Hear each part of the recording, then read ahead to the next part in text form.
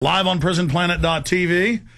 You just styled your hair. I have a bad haircut today. No. But last time you were in during a break, I was combing my hair, and you made fun of me. Well, we're good-looking guys. You know, we want to make sure that we're looking good for your audience. Hey, did you like meeting Joe Rogan? He's a good man. Yeah. Actually, it was nice talking to him about John McCarthy. John McCarthy used to be the ref there for the UFC. He's a good friend of mine I've known for many years, and catching up on what's going on with him, too. So you're a UFC fan?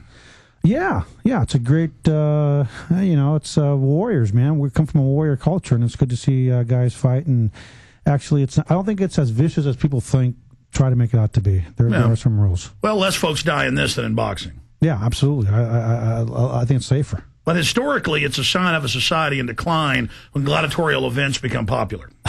Well, I think that they've been popular with humanity throughout our history. So I don't know if it's a sign, but if it's a bad sign, we're in trouble because we've been doing it forever. There was a famous case in Miami where the cop union brought in two big fighters to fight each other. And did you ever hear about that case? No. Yeah. Alex, I don't have the network of information that you have. You seem to be more in tune with what's going on in the world than some other folks. I don't know about that. Hey, everybody wants to hear this legendary imitation you do around town you did out in the hall. Give us an Alex Jones imitation, Chief. And Alex, you know, I remember when I asked you, hey, if you actually believed half the stuff you say, and you go, I can prove it all, Chief, I can prove it all. And, tell me more. You're getting in mind. You're co-opting me, Chief. That's just hilarious.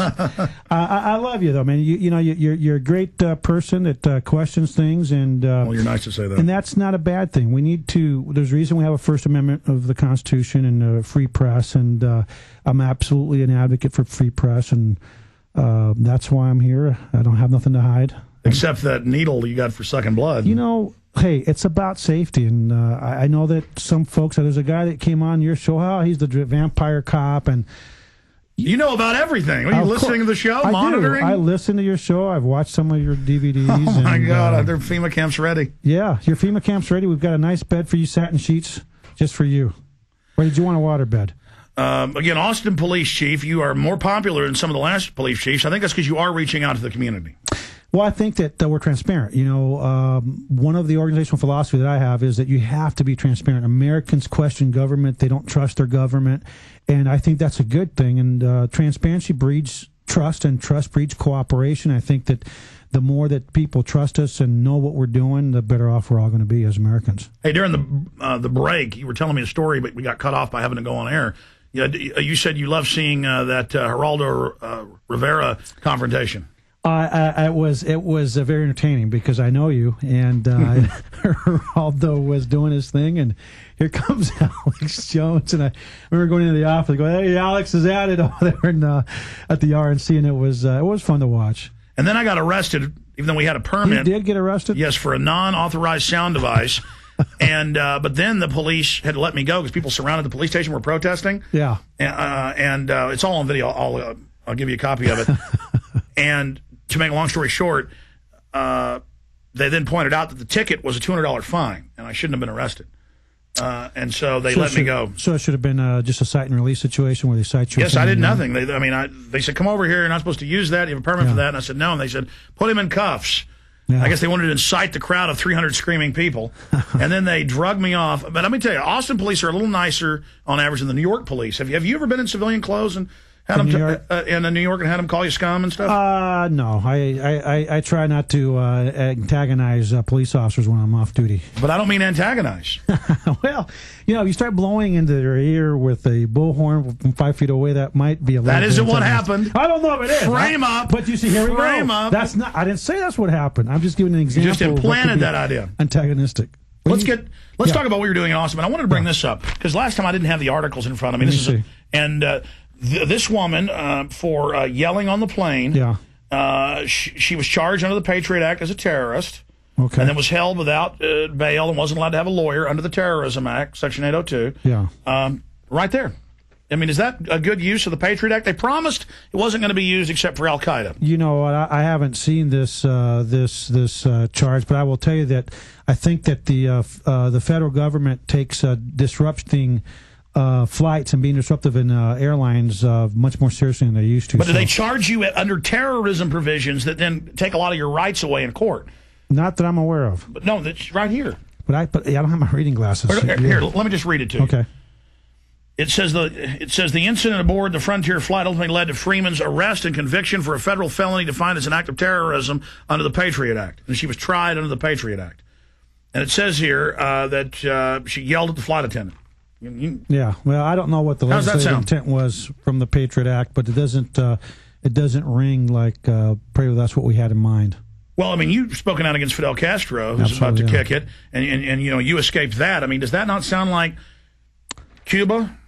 Well, I don't know about, like I said, what was the penalty? Does it say on there? Yeah, it's 10 years in prison. I mean, it goes on. It says for people only raising their voice, not even cussing. Yeah, I don't know. I'm not familiar with that case. I think you'd have to take a look at remember, but sometimes when you read news reports, they may not have all the information in it. Listen, before anybody talked about this, I read Section 802 of H.R. 3162, passed October 27, 2001. And it said, Section 802, any action that endangers human life that's a violation of any federal or state law is hereby an act of terrorism. And it changed the old definition in the U.S. Code. And then it says you don't get due process, you don't get lawyers, we can spy on your lawyers, we can strip you of your citizenship, take you to Guantanamo Bay, and then use strong interrogation methods, which is a renamed torture, and then try you secretly before a tribunal. If the president or his designate doesn't like the tribunal's response, then you would still be executed in secret. That's also nexuses in with the John Ward Defense Authorization Act and the Military Commissions Act. But right here it says, Freeman is one of at least 200 people on flights who have been convicted under the amended law. In most of these cases, there was no evidence that the passengers attempted to hijack the airplane or physically attack any of the flight crew. Many have simply involved raising voices, foul language, and drunken behavior. Yeah, I don't know. I'm not familiar with the case, so I can't really comment on it. But I will say that there's a new administration in D.C., and I'm sure that they're looking at presidential directives of the past and different laws, and they may go in a different direction. I mean, this sounds like what the founders got mad at in 1776. Well, based on what you're saying, potentially, yeah. Were the founders evil? Were the founders? I didn't know them, so I can't. No, but I mean, FEMA. I have FBI on video and FEMA teaching police in the classified training that a police officer got us in Kansas City. The founding fathers were bad.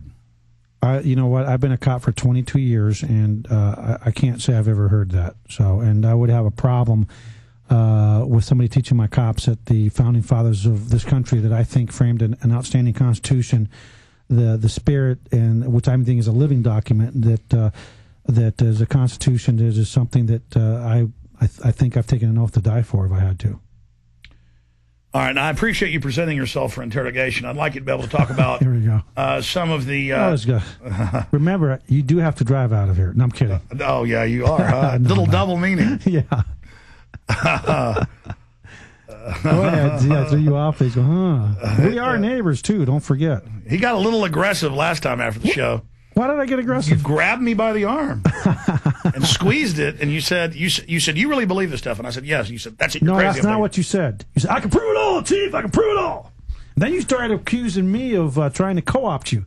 You're co-opting. This guy's good. This guy's good. You'll see him again. We are. We're going to see you as the head of the global FEMA command. I don't think so. You'll wear a huge black leather uniform? No, never. With like huge steel high heels? Look at these uniforms. They're friendly. They're professional.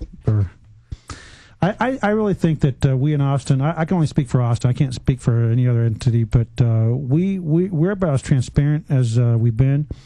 And I think it's paying dividends. I think the community sees us in a different light, and that's not a bad thing for what I like is the black and whites, because when I'm speeding, I can see them further away. You see, and then some people don't like them. Well, I like it because I can see it further away. The old white ones were hard for me to see when I'm... Well, especially when everything's white. Yeah. All the cars are white here. The reason that we want to go to visibility. High visibility. Look, my job is try to deter crime. I mean, once crime's occurred, we've already failed. So by having a highly visible police car, we hope that it has a deterrent effect on people committing crime, especially now with the economic downturn, where I think that crime's going up. It's going up, and typically when people that normally would not turn to crime, that want to feed their family, may turn to it, and so we have to be highly visible as a deterrent. Well, I mean, I've seen the statistics, and I'm glad you'll admit it's going up. A lot of police chiefs don't want to admit it's going up, but it is exploding. It is, and we try not to.